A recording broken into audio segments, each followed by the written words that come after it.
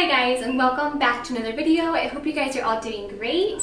As you can tell from the title down below, I'm going to be sharing with you just a few of our changes that we're going to be making for this coming semester. I say this coming, but we've already started school back, so for this semester. But before I continue anymore, I wanted to mention that this video is a part of a collaboration with Tiffany from the Happy Homeschooler. I will have her channel linked down below, as well as a playlist of a bunch of other mamas sharing with you either what they're switching, what their goals are, the changes that they're making for the upcoming school year.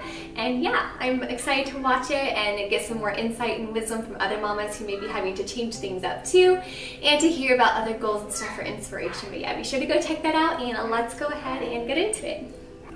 So one of my favorite things about homeschooling is just the complete ability and the complete freedom to change things up whenever things are not working for your family. And we have done that multiple times, and I love that even though, yes, I sometimes feel guilty about changing up curriculum when I did spend money on said curriculum, but I've also found the joy and freedom that comes when you do change and you find something that finally works for your family, both teacher, mama, and child alike. It's very, honestly, rewarding when you do find something that clicks with your child or that they love, and it makes that subject no longer boring and things like that. So the first curriculum change that we are making, and I almost say I regret to say this, but we are trading out the math lessons for living education level 1. I hate saying that because the first, honestly, month and a half to 2 months was great. I loved it as a teacher, and I think if my kindergartner would have loved it even more, then I would have kept it around.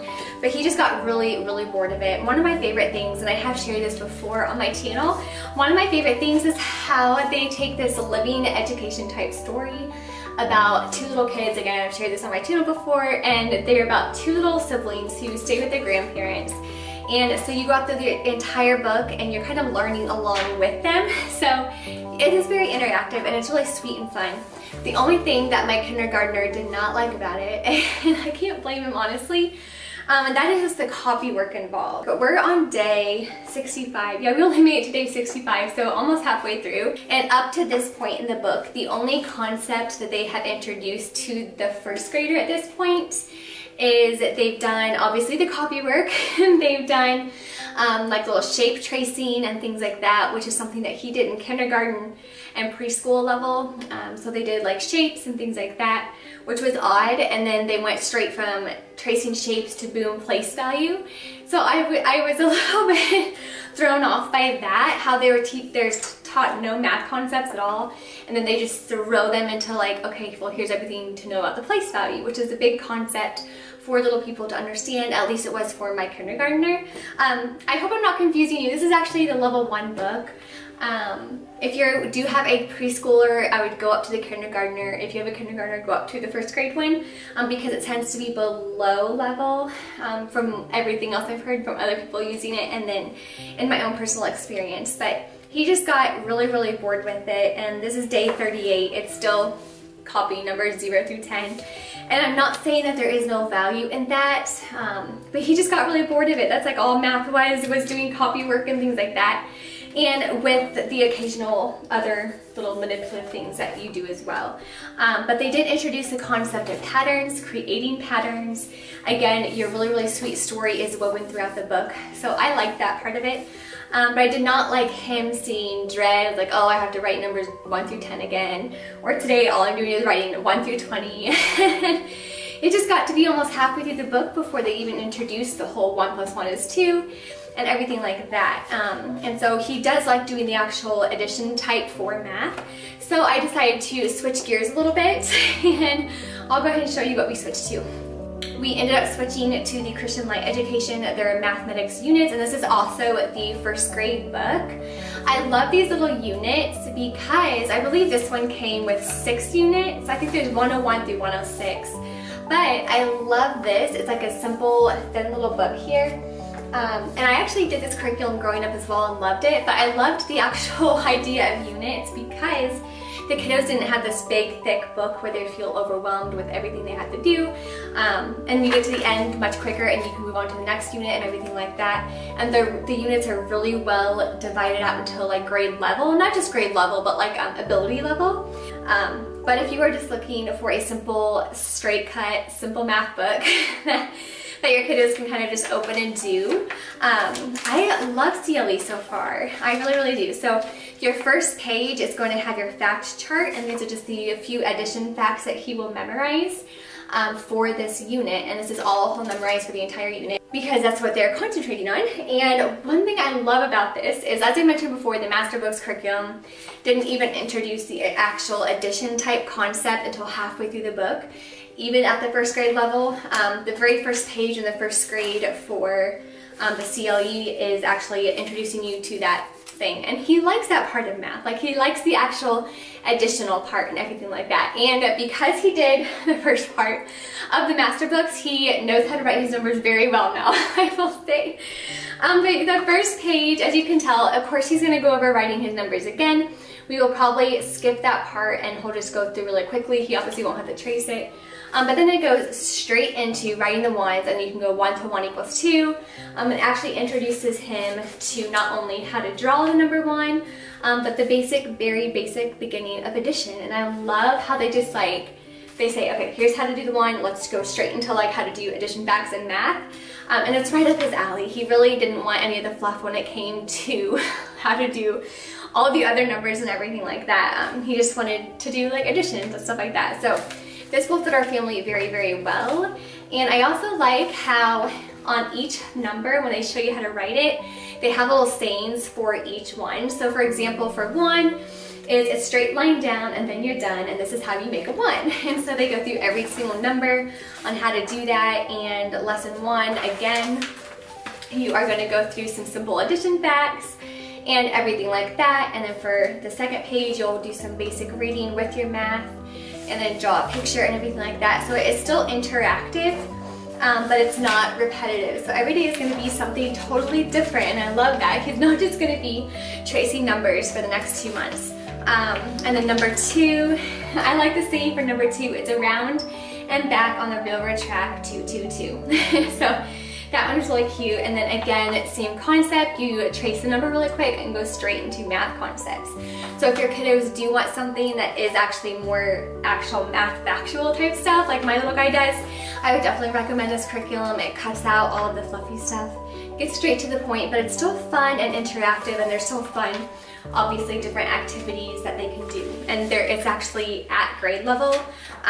Yeah, the Christian Light educational unit stuff, I believe, is more at grade level than the Master Book. So that's why I got the first grade with this, because the first grade Master Books is a little bit lower. So he'll be ready to jump right into this, and he actually looked through it already and seems to be excited about it, so it's always a win. So for my preschooler, I mentioned in my last video that one of our favorite purchases from last year was actually the Good and the Beautiful pre-K curriculum, and we loved it. It was very simple, it was very gentle, a beautiful first approach, especially for those little years and your first homeschooling years and things like that. Loved it. I think my only con was that there wasn't a lot of handwriting exercises and things like that, so you would have to get an actual handwriting book for them to practice the letters and everything like that. I am actually not going to continue using the Good and the Beautiful with her for her kindergarten grade, because my son is actually currently doing the kindergarten language arts from the Good and the Beautiful, and it is very advanced for his age. We got about halfway through and need to step back and just honestly work on vamping the skills that we had already learned up to that point, but it is almost above grade level. So I knew that if I threw her straight from her pre-K book from the Good and the Beautiful, or her pre-K primer and things like that, straight into kindergarten, she would have been overwhelmed, and she's not quite there yet. So I actually went to the kindergarten workbook from Christian Light, and this curriculum, I believe, also came with 4 or 5 little units, but I love them again because they're nice and thin and they're not overwhelming or anything like that. But she's already obviously started in it, so she already did her first couple lessons. But it will start out extremely basic for kindergarten, like the whole tracing your lines, different animals into your habitats and things like that. And then it will only take a couple of days before she's starting to do, like, obviously her letter formations and things like that. So she is actually already past the first unit level, but we'll probably go ahead and do it anyway because she likes busy work, and this is one of those things where I know we can kind of open and go. So when I'm working with my kindergartner / first grader, I won't have to really do a ton of attention with this one. And I just really like these units. They're really, really sweet. They're very well done. A lot of the themes have to do with like nature and animals, and if you're new here, my kids love anything to do with that. So yeah, I'm really happy with this switch, and she loves it so far, even though it is very, very basic. And this is kind of all stuff that she did in her preschool curriculum. But I am excited that by the time she gets to the second unit, she'll be kind of ready for that, so to speak, like obviously her beginning reading and things like that. So I am excited for this, and I know she is too, and it'll be fun to see her advance. And then possibly, because these units are so thin and she goes through like 2 lessons a day anyway, so I'm hoping, and not necessarily hoping, but if she's ready, then we'll start the Good and the Beautiful curriculum, like the full-on reading curriculum, language arts, probably next fall. So we will see how it goes, but so far she loves this. I did go ahead and purchase my kindergartner's reading curriculum for his first grade reading curriculum. So he's finishing up his language arts from the Good and Beautiful, which honestly is kind of at that first grade level anyway, honestly higher than that near the end of the book. And so when he goes to do the first lesson in his first grade, and again, I got the Christian Light Education, their reading book. This is the, I Wonder set. And you can actually get the little reader that comes with it and everything, but again, small little units that are not overwhelming.